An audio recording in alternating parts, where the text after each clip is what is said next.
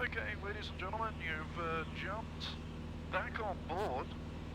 We are exactly 21 mile out of Newman. We can see we're just a little bit to the south. We're actually visual with the town, not visual with the airfield just yet. It's a little tricky to see the airfield. The flight's been good so far. We've just sat up here at 7,500 feet, burnt off a fair bit of fuel, and now we're all nice and light. And we're just about 1 minute from our top of descent point, and we'll go ahead and sneak our way down. We just picked up a little bit of light turbulence up here.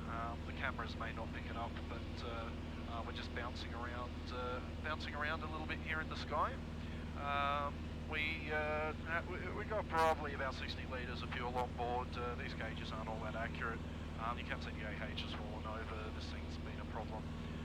But we're a V-Fire aircraft, we don't need it, and there's absolutely not a cloud in the sky up here, which is kind of nice. So, yeah, why don't we go ahead and brief Newman. Newman, it's got a really long field here. We got 2.07 kilometres of runway. We're expecting runway 23. There's a couple of obstacles around.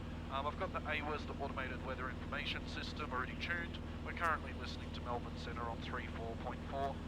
There's quite a lot of jet traffic that comes outbound of Newman, so I want to keep an eye on two frequencies here. I want to keep an eye on the jet traffic outbound, and also if they make any calls on the airfield, because even though I'm 25 mile out, the jet doing 250 knots, they're here in 6 minutes, so where it's going to take me twice as long. The airfield frequency is 220, and that's pretty much it. Airfield elevation 1,700 feet, so we're expecting a 2,700 foot, 2,800 foot circuit. We'll go for 2,800 today. So we really don't have far to descend. In fact, we're right on our top of descent point now. In fact, we're probably a little high. We'll be anticipating overflying the field. If you can see this, we'll overfly the field. We'll go ahead and we will be expecting runway 20, which is going to be left-hand circuits on this side of the field. So we'll go ahead and overfly the field. We'll do a left-hand turn over the threshold of 05, and we'll join for a midfield crosswind and expect our way back over to 23. I like overflying this field especially because I get to look outside and see if there's any jets making their way to the runway.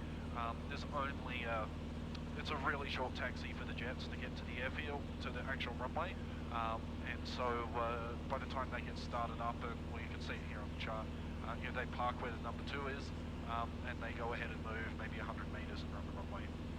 It's just a consideration for this airfield, and well, I'm a little bit behind the aeroplane. We're about 12 mile away, so we're going to go ahead and disengage the autopilot, and we're going to set ourselves up in a bit of a descent here. So I'm just going to bring the power back, just wind it off to about 20 inches, and we are actually visual with the field now, so we're going to wind this back here, add a little bit of mixture as we come down the hill, and we'll use a little bit of the hill to pick up a bit of speed. I don't really want to get up to 160 knots just because of this turbulence. It is going to get worse the lower and lower we go, and I'm actually visual with the field now. So I'm 12 mile away. I'm going to go ahead and make a transmission here.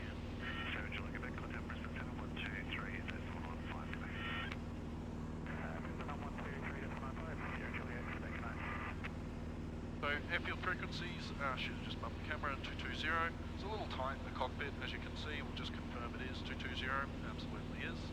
Wonderful. We'll go ahead and make a transmission here.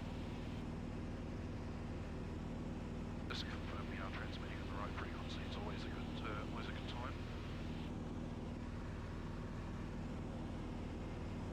Newman's traffic, Rv6, Sierra Juliet Victor, 11 miles to the south of the field on descent 7,000 down to 2,800.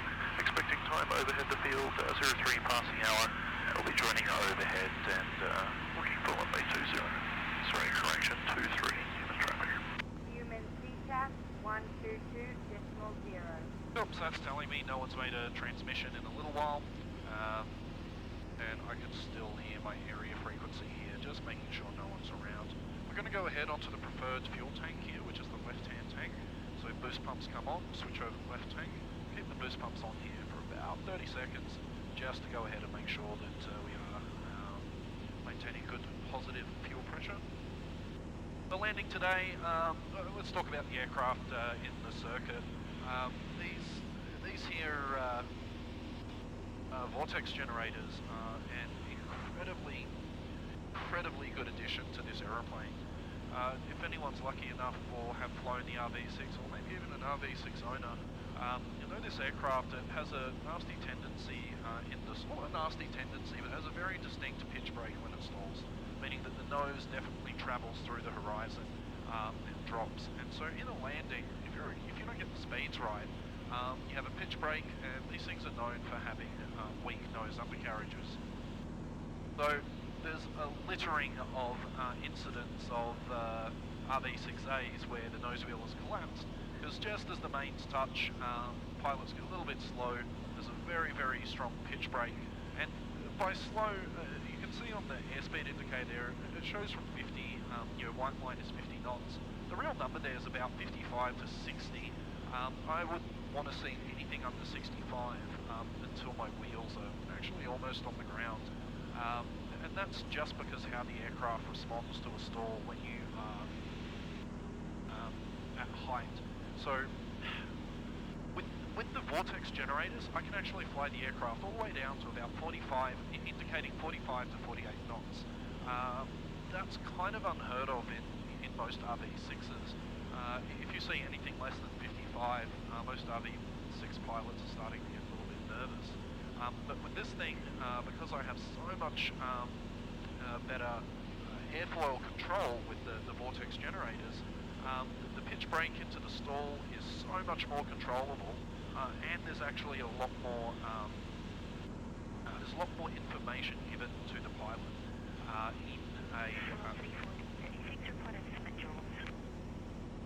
in a stall with the vortex generators. It's just so much more benign. It's not a very large problem. Oh my god, I'm so sorry. Oh my god, the turbulence!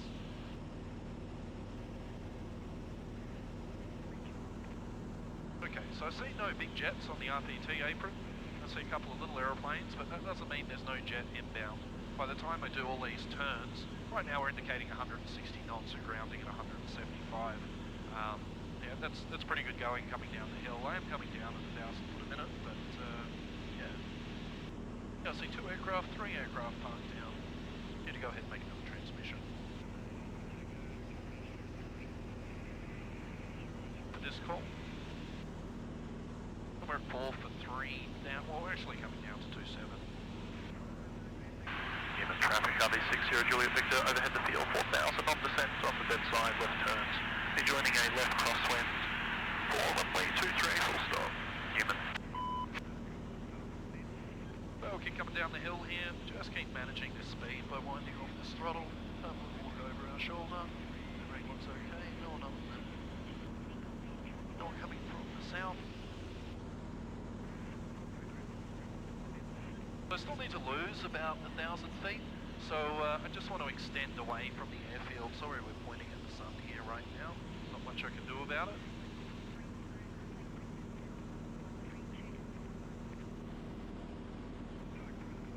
This will work out quite nice.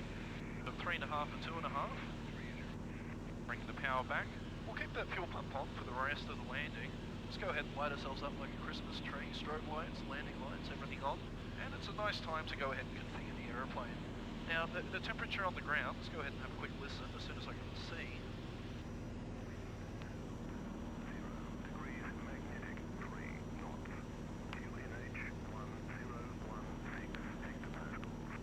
Temperature 26. Cloud clear below. So, look, there's nothing really there, but what a common thing for most pilots to do is it's temperature 26 at an elevation of 1,700 feet. If I go ahead and go full rich here, I'm actually going to over-richen the engine. So I'm just going to manage the mixture here with my EGT. I'm seeing 1250 here, which is more than okay.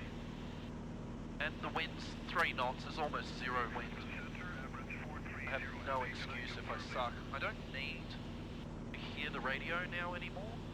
And we're at 2.8. There's our circuit line. That's what we're looking for. It worked out quite nice. You see my spacing. I like opening up this corner quite a ways. It just really helps me see the airfield. I can see everywhere over to the left, I can see straight ahead, I can see all of downwind, and I can go ahead and see all of final. It's really nice just offsetting a little bit like this, especially in these faster aircraft. I'm inbound at 140 knots. I'm really quite fast, but I'm going to bleed some of that speed back here in the turn onto downwind, and I just use G to help slow the aeroplane up. This aeroplane can handle it, I'm a ship pilot, already 100 feet high.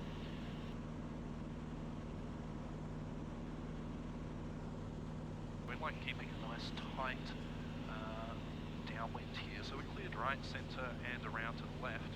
We'll just start winding this back to about 20 inches. Let's go ahead and use some G to breathe to bleed some Good speed evening, Traffic Newman. Helicopter Lima Charlie November is currently 20 miles north-northeast of Newman, 2,500, inbound for a left downwind, 05, circuits time 17, Traffic Newman. Human traffic, RV6 Sierra Juliet Victors, just turn left downwind, runway 23, will be full stop, GA apron, human. Cool, so he knows what we're doing, we're back at the right height. This is the magic number here, is I want to be at around 120 knots, 125, and then I can start configuring. Anywhere below 110 knots, I can start getting the flaps out. It's turning the runway lighting on, and I start configuring, so I'm looking out my window here, just waiting for my wing to come past the threshold of the runway. That's where I start configuring by throwing out flaps 10. Using the power to just help slow down, we're at 105, and look at that, wingtips just coming past, that's wonderful. Below flaps 10, below 110, flaps can go to 10. A little bit of a balloon there because I'm a crappy pilot. Let's go ahead and trim. Let's go ahead and stand the RPM up. Mixture's going to stay where it is, and we're past the wingtip, so here comes base. We're 100 knots. Just like maintaining speed here in this aeroplane. There's no reason to get rid of it. There's no reason to configure early. And we're looking for that magic 85. Once we hit 85, then I can go ahead and stand the flaps down to about 20 knots. 20 knots? 20 degrees. And we're looking good. Speeds below 85. The flaps 20. There they are. Just trim the aeroplane out. Get this speed under control. There's 80 knots. And human traffic, RV6 Sierra Juliet Victor is left base 23, full stop, human. I like cutting the corner here. It's a semi-abbreviated fighter pilot approach, and that just means if I lose an engine here, I'm always going to make it back to the runway. So I'm just setting the aircraft up in a decent glide. I've still got flap to come. Yep, and we're looking nice and high now, so I can bring this power back, identify the flaps, confirm they're coming down. Do some tricks. There we go, full flap. So we're definitely really high now, but we can go ahead and bring the power back. We are configured for landing, and there's plenty of runway available.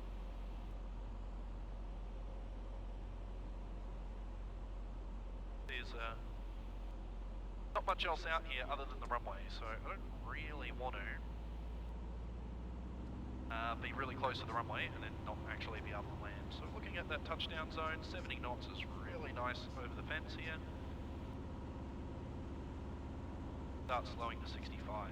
Now I actually fly the aircraft down to the runway. I kind of land it like a jet.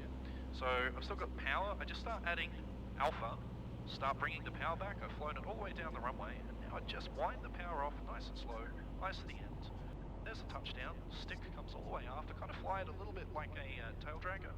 So just hold that stick all the way back, keep that nose wheel, all that weight off the nose wheel, and try and maintain center line. Just confirm the engine's running okay. A little bit of shimmy there. Go ahead and bring this mixture back. So I want to see about 1,000 degrees here in the EGT. We definitely want to go ahead and wind this mixture back because it's just getting far too much fuel. Not a bad little landing with the 6. I do see one helicopter, props are turning. Sure we're aware of him.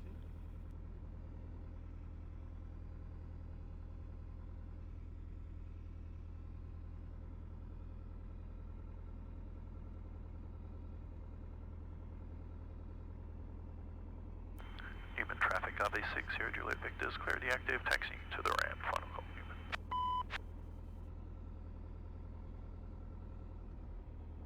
And there's Newman, there's the terminal over there. Look, what we'll do is we'll I don't know what this guy's doing. He's got his beacon on. Let's go ahead and turn all our shit off. And boost pumps can come off. I think he's about to go flying.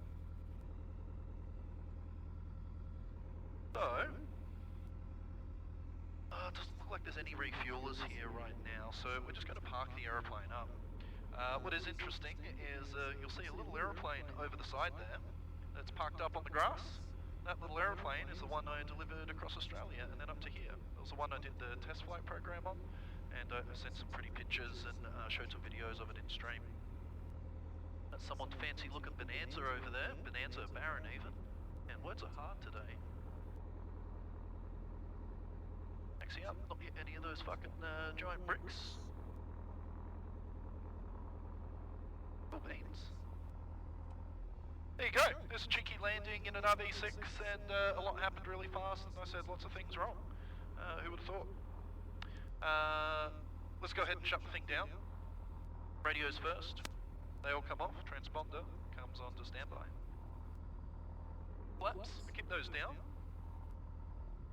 Ignition and trim, the nav lights, they can come off, the fuel boost pumps come off, we're looking okay. Now what I like to do is clear the engine, so we'll go ahead and just stand the power up here a little.